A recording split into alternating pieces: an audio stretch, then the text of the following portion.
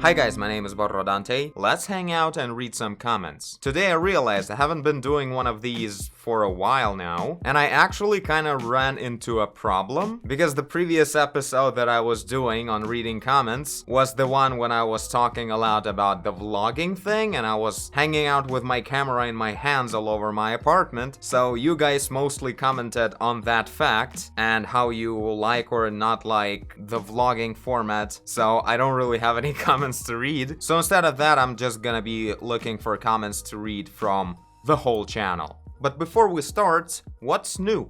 I'm completely bald now, and I like it. Although it's kind of a hustle to shave my head every now and then. It's a lot more work than you would think. Working a lot lately on that Outlandish Curiosity giant project that I was working on almost 2 years ago on this channel. It's still not finished because I actually tried to drop the project, but then Kevin Folk, who's the author of this book, couldn't really find another artist to work on the book as well. And I was trying to get back to the project on and off all the time throughout these 2 years. And now I think we finally found the way to actually get this project done. To make it clear, we're talking about 88 fully illustrated pages, not counting the cover and maybe something else. So yeah, soon there will be some episodes about the process, when we'll get to the point where there will be some colors and something actually pretty going on, and I'll cover the whole thing, like how we actually managed to get it done. But actually, all the working approach aside, I really think that one of the main reasons I can handle this project now is quite a few changes I made to my lifestyle lately to make myself a lot more productive. I changed 3 things in my life. I cut out all the sugar from my diet, like forever, no time span or anything. I started going to bed at 10 p.m., which is actually a lot more awesome than it sounds if you actually try to do that. And number 3, I started practicing a so-called intermittent fasting. That basically means that you eat once a day. Not really, like you eat in the time span of like 4 to 6 hours. So you may have even 3 meals, but if you start eating at noon, you have to stop eating at 6 p.m. or even earlier than that. So most of the time throughout the day, you don't eat at all and don't drink any coffee or anything. Not gonna go into all the details on why I did this and why it works. I'll just leave some links in the description for you guys to make a research on that if you are interested. But yeah, after doing these things, something really amazing happened to me about a week after I started doing all this. One thing that I thought was not possible for me to do ever in my life. It's a thing where you have to do something and then you just do it. I had no idea it's possible. I thought you have to come up with 1,000 reasons of how complex the whole thing to do and how you have to prepare yourself for like 2 hours procrastinating all over the place and everything.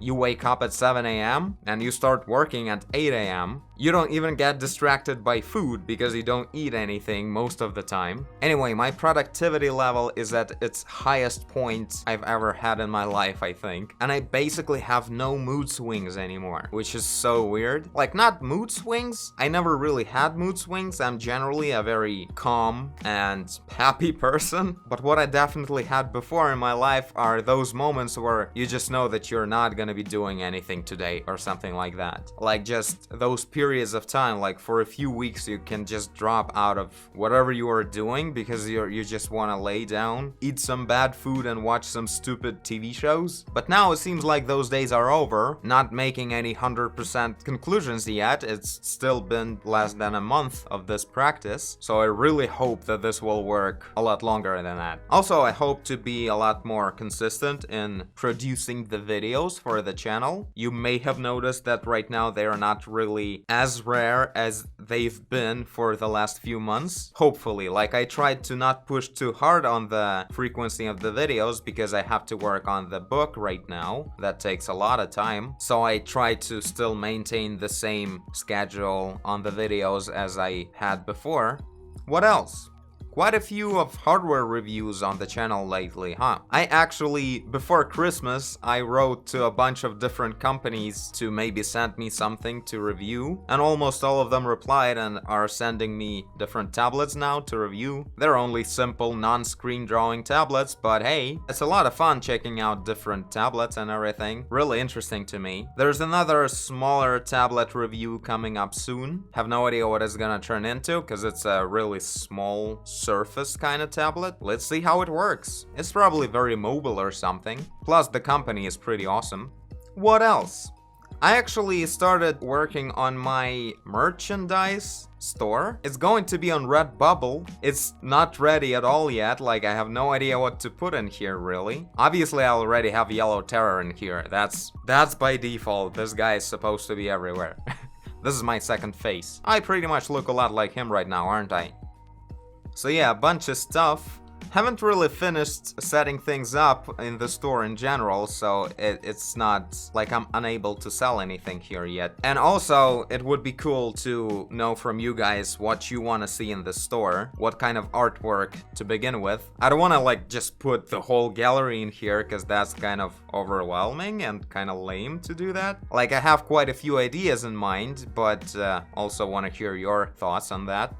What else? Not a lot of vlogging on the channel lately, is it? I guess my passion for walking around with the camera died pretty quickly with the drop of temperature outside. I try to not leave the house at all right now. Everything is just delivered, and I'm just here like this, feeling all productive and such. Anyway, let's start reading comments. Which do you prefer, on-screen or looking at the monitor? So that's about tablets. Do I like it more to have a screen tablet to actually work on and looking at the tablet, or to draw on the table and look at the screen like this? Like, generally it's not a hard decision. I do prefer more to have a screen tablet, just because it's a lot more fun and a lot more immersive in a way. But lately I really feel like I want to just try to switch to drawing on mobile tablet, like an Android tablet. I know a lot of you guys proposed that I would work on an iPad Pro with Procreate and everything, but I don't think that's gonna happen anytime soon, because I don't make enough money to get an iPad Pro. But that's probably the second reason. The first reason is I really don't like Apple products. I never had a single one of them. The only Apple product I have ever had to deal with was my mom's big iMac, the all-in-one display, and whenever she had some problems I had to fix it, so I had a bad time with that. And generally I'm just a Google guy. I have all the services working and everything. It would be weird to use an Apple product now. So yeah, on that note, I really hope to get an actual awesome iPad competitor on Android side to work on. I'm not sure if we're gonna be making a lot of episodes on it, since the screen is still not as big as Companion, but I'm definitely planning to do a lot of just commission work on it, so that's gonna be cool. We'll see how it goes. But yeah, I really feel like, you know, with the whole evolution of tablets, like the mobile tablets, it really starts to feel more and more stupid to sit in front of a giant system and have your tablet connected and work on it like this, when a mobile tablet right now can do exactly the same thing, exactly as good, and you can be like wherever you want. It's so tiny and has a giant battery life. I really want to give this whole idea a try, if I can actually work with it that way, because I'm a two-dimensional artist who really prefers working in one layer.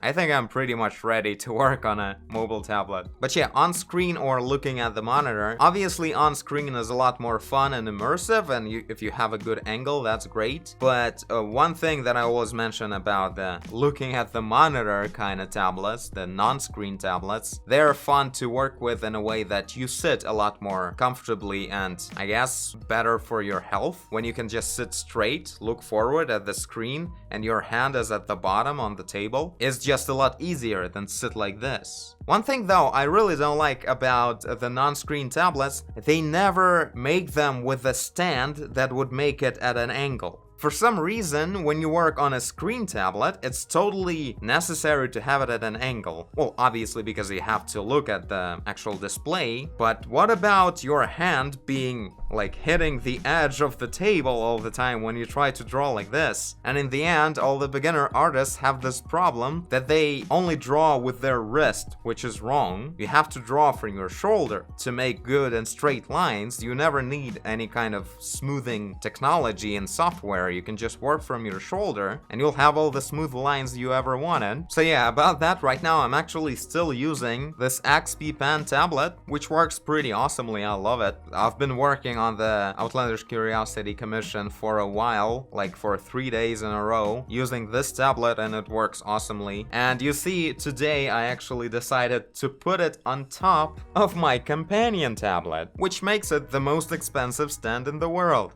So yeah, I think if you just talk about comfort and health of your back and everything, I guess using a non-screen drawing tablet on a stand at a little angle and looking at the screen that is at your eye level is probably as good as you can ever get. Where did you get the skull in your desk? Oh, Jerry, you're talking about Jerry. Yeah, here it is. Hasn't been showing up a lot in the shots lately. It's really hard to find a good place for him lately. Because right now you can't really see a lot of the couch behind me because the camera is closer now. It's actually standing on the table. And putting Jerry on the table is really hard because he's kind of always in the way, this way. So I don't know, it's kind of hard. Don't be mad. So yeah, Jerry was a gift from my friends for my previous birthday. It's actually like not from the store. My friends know a guy who makes these things himself. I don't know much more about Jerry's creation. You live in Russia? No. Your voice reminds me of Heath Ledger's The Joker. Hi. That moment when he was a nurse. It's really funny, I always think about it. Do you have a video on what DPI resolution you draw at? It ranges from 4K to 8K depending on what project I work on. If something huge and highly detailed, it's close to 8,000 pixels. And also, I want to mention that DPI is really a weird question. I'm just talking, it's not necessary that Scuba Tull Bowling actually meant that, but a lot of people ask like what DPI and what resolution, like the both things are important. Thing is, if you have resolution, it's all that you need. DPI just tells the printer, when you're printing it somewhere, how many of those pixels will fit into 1 inch. It doesn't change the amount of pixels or any amount of detail on the picture where you already specified the resolution in pixels. The only way when you need to specify DPI is when you don't work with actual numbers of pixels for resolution, but you work with, like, you choose a format, for instance, like a letter paper, like office paper or something bigger than that, A2, A1, canvas, or maybe, like in America it's a different format, like B format. But when you specify the size of a physical canvas that you're working for, then you define how many pixels will fit into 1 inch. So in that case, you define these two parameters, like the format of the physical canvas that you are planning to print this onto, and then you define how many pixels will fit into 1 inch. And multiplying the amount of inches by the DPI, you get the pixel resolution in the end. So I don't work with DPI at all, and asking about DPI only makes no sense because it would change depending on what size of the paper or canvas I would decide to print it on at that moment. But yeah, answering your question normally, 4 to 8,000 pixels. I don't usually get to 8,000 pixels, like it's around 6,000. Hey man, I love your videos, but I think you should make Overpaint at least for $5 Patreons, because otherwise too many people won't be able to get their paintings overpainted. Yeah, it really gets to the point where something like that should be done because the line of overpaint right now is pretty big. Generally, this is a good idea, good time to do something about it. At least I should make a loud and clear statement on Patreon. Kind of a hard position. If you guys have some ideas on that, you're welcome to share your thoughts. What mic do you use? This is for an older video. There was a different mic over there. That was a Blue Nessie microphone. Right now I'm using Samson C01U Pro. How tall is Daniel? So awkward to have someone actually addressing me with my real name.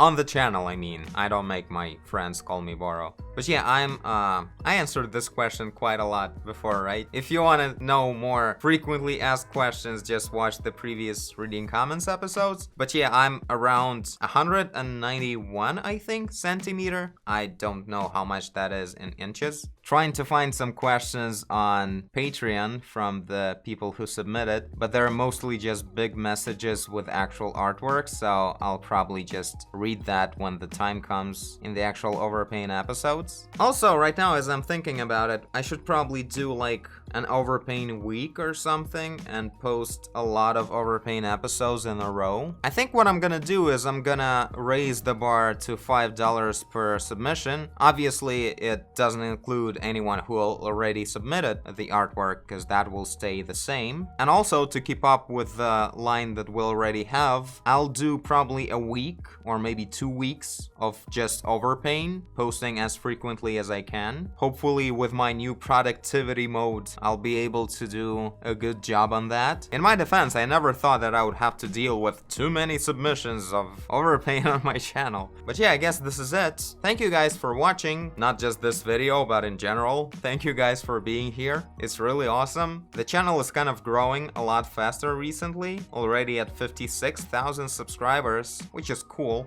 Just glad more people are finding my stuff interesting and actually are being able to find me. So yeah, don't forget to leave more comments down below for the next episode of this for me to answer. And I thank you for watching if you did. I guess you did if you're here. Leave a like and subscribe. Tell a friend. Find place for Jerry. Do whatever you want. And I will see you in the next one. Bye.